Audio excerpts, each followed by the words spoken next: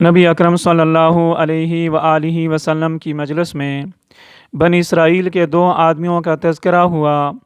ایک ان میں سے عالم تھا جو فرض نماز پڑھتا اور پھر بیٹھ کر لوگوں کو خیر کی تعلیم دیتا۔ دوسرا آدمی ایسا تھا جو دن بھر روزہ رکھتا، شب بھر نماز پڑھتا۔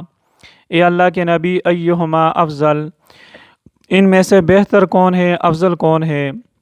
نبی اکرم صلی اللہ علیہ وآلہ وسلم نے فرمایا، وہ عالم جو فرض پڑھ کر لوگوں کو خیر کی باتیں بتاتا ہے، اس کی فضیلت اس عابد پر جو دن کو روزہ رکھتا ہے، رات بھر عبادت کرتا ہے۔ عالم کی فضیلت اس عابد پر ایسی ہے کفضلی علی ادناکم، جیسے مجھ محمد الرسول اللہ صلی اللہ علیہ وآلہ وسلم کی فضیلت تم میں سے ادنا آدمی پر